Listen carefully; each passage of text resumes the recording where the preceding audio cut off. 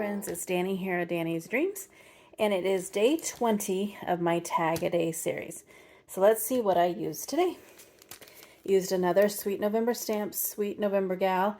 This is Sunny. I think she's just fun and stylish. I used the Simon Says stamp. Let me see where I can find it here. Hello Sunshine die set, or not die set, stamp set. Has a lot of fun sayings in it, and it's just a happy set. And keeping in with what I'm doing with the Sweet November Gals, I used the basic gray Picadilly paper pad, and then the scrapbook.com nested tags. This is quickly becoming a favorite. And then I did use a sparkle pen in orange. Looks like it's Pentel. I've had these for years. I don't even know if they're still available. And here is my tag for today. She's bright and sunny in orange there. And sunnier days are coming. Some pretty ribbon.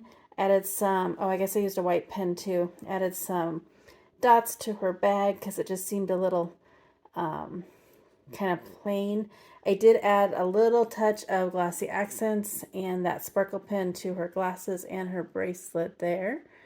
And then I remembered my stamp. Look at me go. Just cardstock and then just strips of that paper there. So there is a day 20, another Sweet November Gal. This is Sunny. I think I counted and I have 6 or 7 more of these to do. So that's fun. And then add just a couple others in, and then it'll be time for December. Can you believe that November is almost gone? Thanksgiving's this week for my American friends. I do have my son and daughter will both be here, so I'm trying my hardest to get ahead of things so that I don't have to record with all the family here. But anyways, that's my tag for day 20. And until tomorrow, go do something crafty. Yep, messed it up. Go do something for yourself and go get crafty. Words are just so hard sometimes. Have a great day. Bye.